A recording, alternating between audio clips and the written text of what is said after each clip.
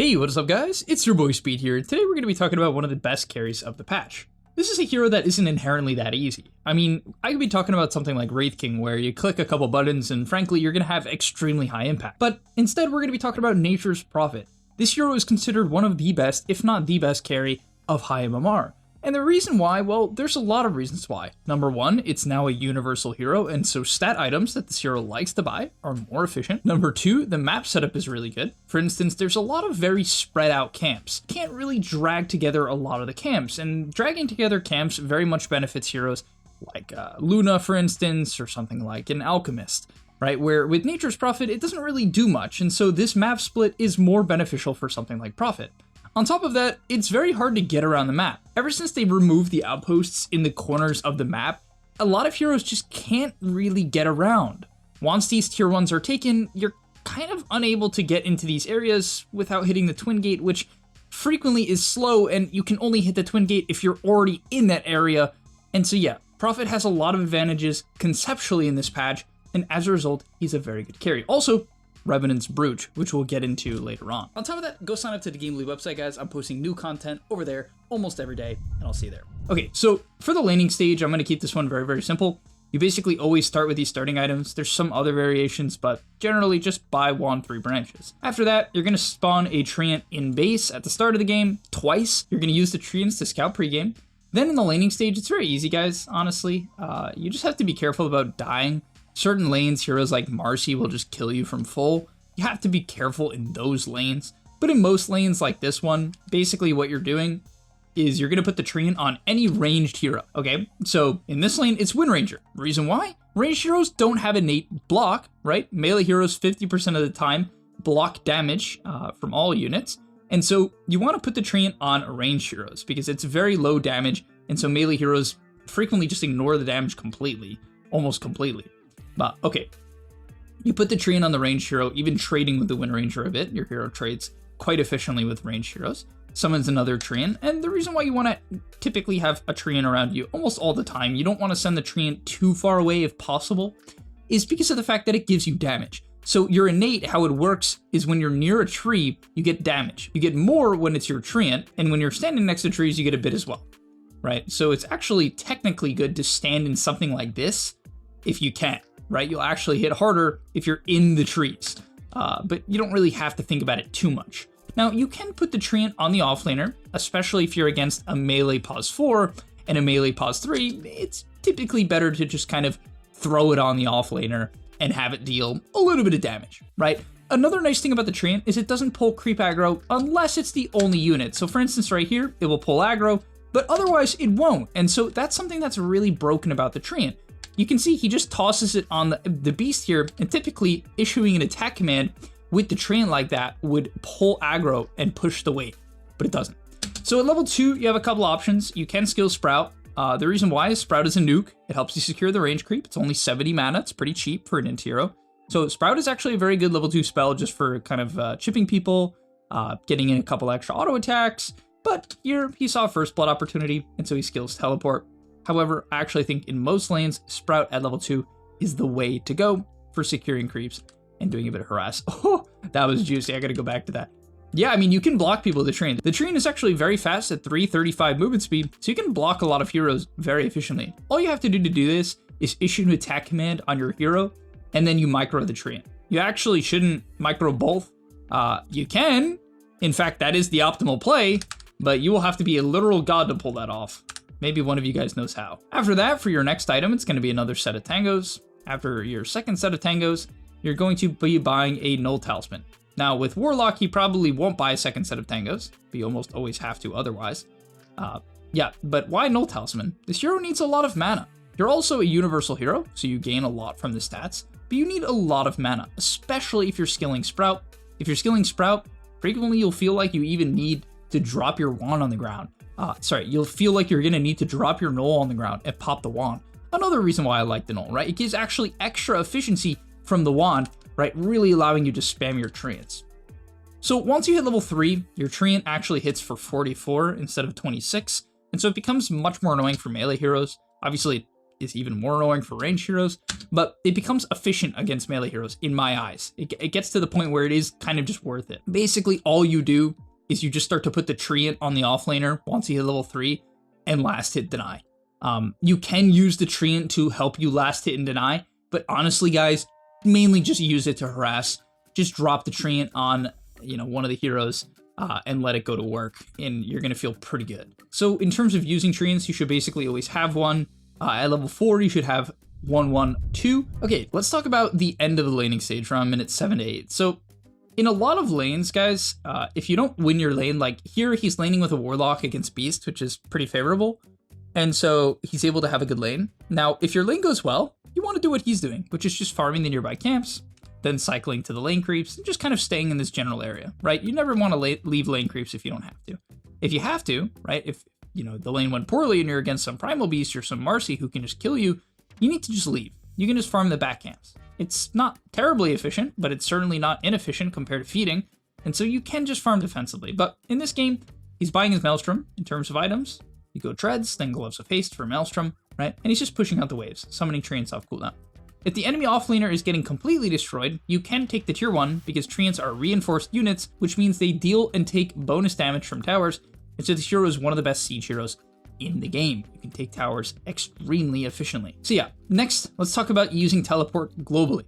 I do not recommend doing it frequently. In fact, I think most people ruin their games. The only time I would suggest teleporting is based on your ult. Of course, if you are a computer, there are probably other opportunities where it is efficient. However, 9 times out of 10, just stay in your lane and farm.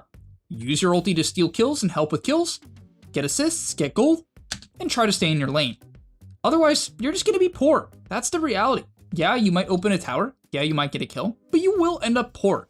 Notice how it's minute 9, he has his ulti, he has his TP. Theoretically, he could have TP'd in and helped take the mid tower, but it would just make him poor. His team is probably gonna take the tower anyways, and yeah, you just don't wanna sack your game like that. So he makes his first TP play on Maelstrom, and of course, on Maelstrom you hit way harder, right? Way, way, way harder. However, I still think that this play is honestly a little bit forced. This move that he makes here, while I don't think it's bad because it ends up in taking a tier 2, is kind of specific. The Storm ends up getting, a Soul Ring and getting out, so maybe if Storm didn't have an Arcane Rune, it's just an extremely heads-up play that would have resulted in a kill, and that would be extremely respectable, and it is what you want to look for. You want to create numbers advantages and kind of look for freebies, guys, right? You just don't fight that well. Again, especially with your ult, you're really quite weak. And so without ult, a TP in like that it's risky. And notice he just kind of goes back to farming right after it. He didn't even think about the tower. His team probably called him over and said, hey, we got this Warlock Golem going. It can tank the tower. And taking a tier 2 at minute 11 is not the standard. And it is not something you should look for. Can it happen? Clearly. But it is not the standard. Generally, again, you can just, especially when you have Maelstrom, cycle Ancient Camp, back camp, lane creeps. Typically at minute 11, 12, you start to have to be really scared. This hero will just kind of die to any combination of ultis. And so, getting to this point of the game, you do have to you kind of just have to learn your limits by dying a few times. But you'll quickly realize that, yeah, at some point, especially on Maelstrom, you can start to just cycle neutrals rather than showing up for lane creeps. Again, if you can, if you're allowed to, like this game, he's just allowed to because his team is doing great, then you can cycle the lane creeps. But generally, you can be in the triangle with Maelstrom, you can be in the back camps, you can even, if you want to get really technical, he doesn't do it this game because he doesn't have to, but you can even take the lane creeps with a treant, drag them around to the tower and farm them under the tower, right? Instead of having to farm them in front of your tower, which is far more risky. So there are a lot of techniques to do with treant that are really, really broken. But yeah, just cycling the back camps as you would expect. And eventually he does decide to make another TP play here. I think at this point of the game, what they're really thinking about is kind of connecting for these tier 2s. He didn't even end up doing any damage in that kill. And really, to be very clear, this is why players like this are top ranked. They understand the very situational game differences where you would want to TP into stuff like that. Because he got a glyph, right? They forced a glyph, and that's great. That's going to allow them to take the tier 2 in a couple of minutes or even sooner. But generally, you just want Mjolnir. Mjolnir is the main fighting timing on this hero because it allows you to man up, kind of. And we'll talk about the differences in a second. So farming triangle, he's got his Mjolnir. Now you can kind of look to show up. I believe that the real timing on this hero is Dragonlance. the reason why, guys, pretty simple, pretty straightforward. The Dragonlance gives you HP and attack range, and this hyper enables your ability to hit a bunch before the enemy gets to get on top of you. On top of that, it gives you HP to really enable the Mjolnir shield. If you play this hero and you do not consistently use Mjolnir active, you're playing a shit hero. It really is a massive part of the fighting in the early game, which is using the active. But he TP's in here, his team was taking a major team fight, ends up kind of just feeding. His team just didn't have resources, Ember had to get out. Really, I would say the main issue here is that the Tide didn't show up. I mean, he couldn't have shown up in this case, even with bots, which I thought was a funny build. But yeah, TP's in, and this is what you have to be careful about. He has this Mjolnir, so he feels strong, but when you're surrounded by heroes like this, I mean, you don't have Jug Spin, you don't have Omni Slash, you don't have a BKB, you know, like, you'll just explode. And so that was clearly not a good TP. That was quite a bad game read. And so just be careful about getting overpowered. You don't want to TP into the middle of heroes. Even with your Mjolnir timing, you generally want to TP to the outside of the fight. And so I would say unless he has Ravage next to him, he can't really TP like that. He TP's in for a quick little Morphling kill on his respawn. Dragonlance sort of coming up. In terms of talents, you skill Treant cooldown at level 10. This is a no-brainer in my opinion. It's been a no-brainer for forever. The reason why, Treants just help you push, they help you split push, they give you damage, they do everything. Okay, let's talk about the next bit of Mjolnir usage. This is really important for this hero because this is your item you're rushing, you need to get max value out of it. So basically what you do is you summon a Treant and you put the Mjolnir on it. This does a couple things. Number one, it can farm stacks as we see here, right? But most importantly, and far more importantly, you put it on Treants in waves. If you summon a Treant, let's say, right, we go to the mid lane. Let's say you summon a Treant right here, you put Mjolnir shield on the Treant, and then you put it in the creep wave, it will kill the creep wave. And that's great, right? It's a lot of gold, and it's a safe way to cut waves and farm, right? So it's super efficient. It puts a lot of map pressure, right? And I mean a lot. Puts a lot of map pressure, gets you a lot of farm, and especially in difficult games, guys, because people are constantly complaining there's no farm on the map. If you can't farm on this hero, if you can't find farm on Nature's Prophet in this patch, especially with the removal of outposts, I mean, you're just bad. Like, frankly, you can teleport anywhere. The only people who actively will camp you on these back camps when you're losing is top players. Everyone else will not go look for you, right? And so there is always space for this hero, like literally always, if you're creative enough with the Treant and just with teleporting to back camps. Okay, so this team fight here was great execution. It is still a little sus because he doesn't have Dragonlance, which again, really allows you to just kind of keep positioning on this hero and have that HP pool because he's still so squishy. I mean, 1200 HP, you can just kind of explode. But yeah, this team fight uses his ulti. In terms of ulti usage, guys, if you don't understand the spell, it's very simple. It does more damage the more it bounces. And after it bounces 16 times, it does max damage. So you want to put it like far away. It hits every unit on the map, so you don't have to think about like where you're putting it like you used to. So you should just click the top, right? I don't know where you clicked it here. Actually not. Hopefully you click the top. Okay, click the top. So you click it across the map. If you're killing someone bottom, you click it top. Right? That's about it. Just click it on the opposite side on the mini map. That is the fastest way to do it. You shouldn't have to pan your camera. Just click it on the mini map. But yeah, with a well-timed Ravage and the ulti coming through, they're able to burst the storm. Pretty small window they had there, so that was really impressive from Gaming Gladiators. Drops the Mjolnir, and yeah, you can see the Mjolnir just does a lot of damage. I mean, this timing you hit hard. You just can't really get gone on immediately. You want to be getting gone on like third or fourth, and again, that's why the D-Lance helps so much. And just a quick example of using this Treant split pushing tactics. You'll see he does it here. So Mjolnir's the Treant, sends it up, and the Morphling's gonna grief it a bit, but it kills the entire wave, which is great.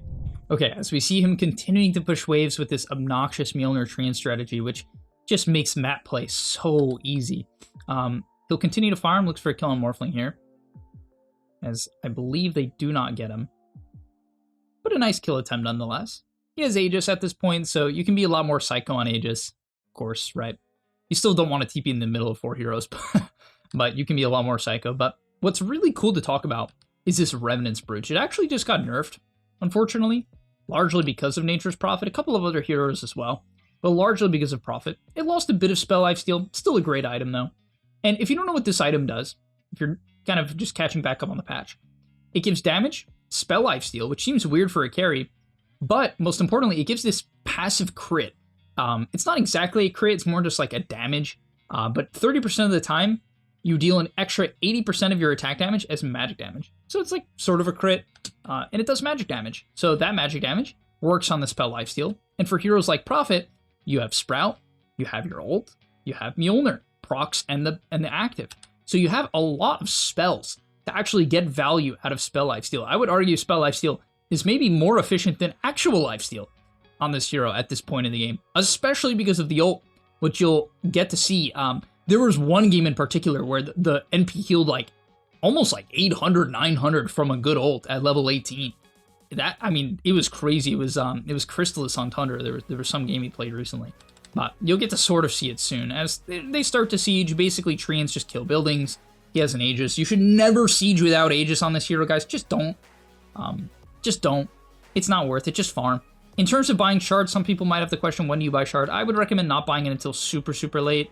I think it's just better to scale with your items, kind of just hit your timings. I think it's way too risky to buy it. It just makes you lose some damage and mana potential, unless you're super efficient with it. Like, you have to really, really know how to use it. So this sequence is actually kind of just a good reminder of this hero's weakness. Again, you don't do well when you TP in the middle of the enemy heroes. You still always want to TP on the outside of the fight. It's also why your second item that you're buying is Pike and then into Revenant's Brooch, right? It's Mjolnir, Pike, Revenant's Brooch. Don't skip this. Don't be greedy and buy some stupid early Revenant's Brooch. You need to just be able to kite in the fights and play the outside. For instance, here what he does wrong is he TPs in, gets hit by a nice shackle, and now he's kind of in a weird spot where they can, get on top of him. For instance, like Beastmaster with this Axe build is pretty decent against Nature's Prophet, and you get stuck. He has his Pike, but he gets chain stunned a bit. I mean, more than a bit, he gets completely chain stunned.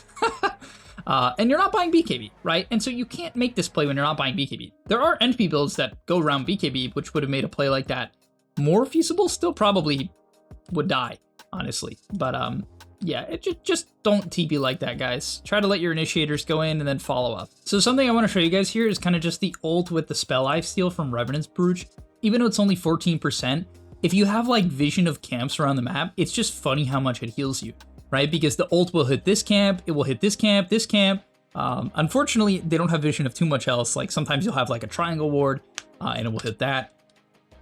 So it can heal you a lot. Like he gets gone on by Storm here, and he's going to be ticking by the Witchblade, which is going to make it seem not as good as it actually is.